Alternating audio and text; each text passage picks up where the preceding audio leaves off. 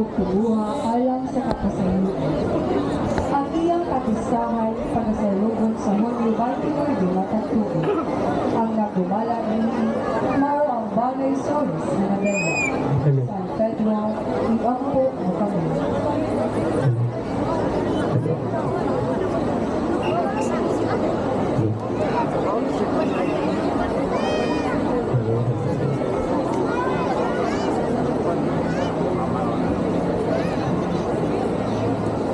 Hello.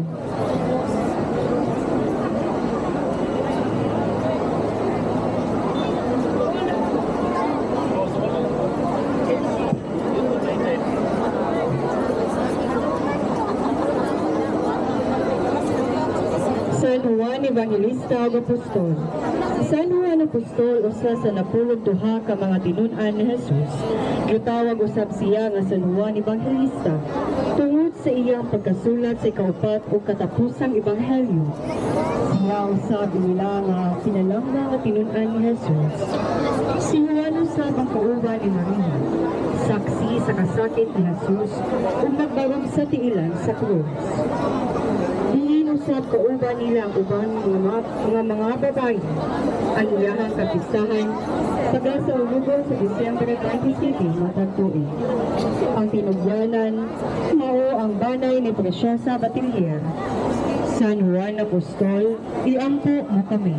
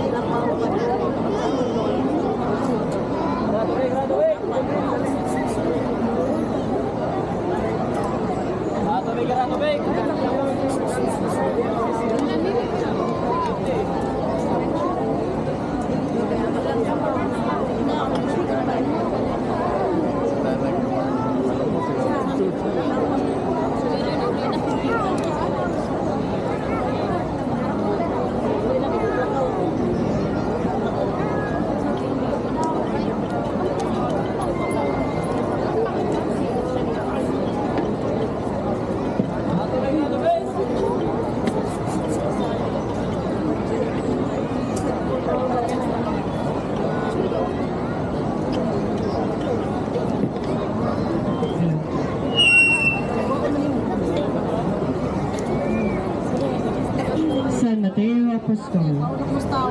Si San Mateo na ilhan usab nga Levi, usa sa 12 ka mga apostoles ni Jesus, igila nga nagsulat sa Ebanghelyo ni Mateo.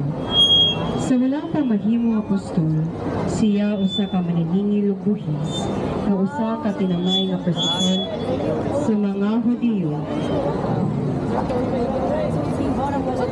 Na naghimo kaniya nga usa ka langyaw sa iyang kaugalingong komunidad.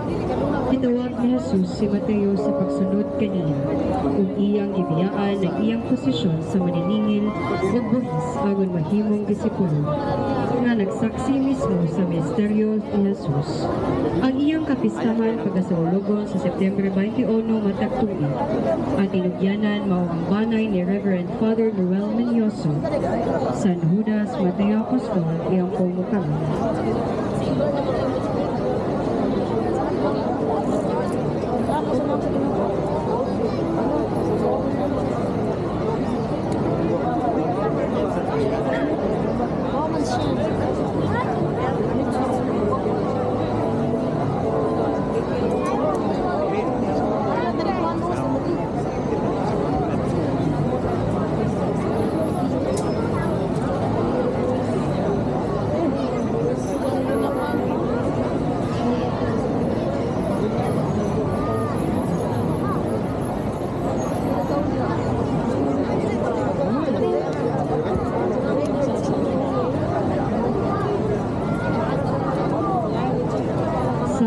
Nicodemos.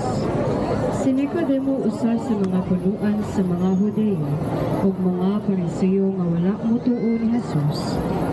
Apan siya mituo kang Jesus tungod sa mga milagro nga iyahang gibuhat. Ug human nga ginaog ang patayng lawas ni Jesus sa usa ka ginganlan ug Jose nga taga Arimatea. Si Nicodemos nagdala og mga pahumot nga mira, sinagulan og alo ug tapos niini gilubong nila si Jesus. Ang iyang kapistahan pagasaulugon sa Agosto 3 matag tuig. Ang tinubyanan mao ang banay ni Manuel Chu. Sa Nicodemos, iyang pumo kami.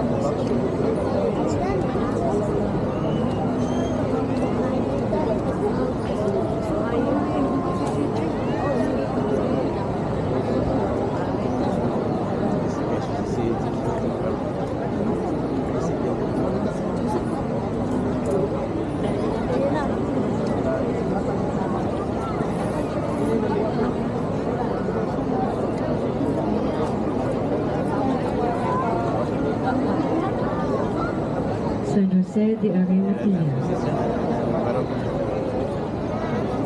Si Jose nga taga Arimatea, maayo ug ligdong siya nga pagkatawo ug nagpaabot sa paghari sa Dios.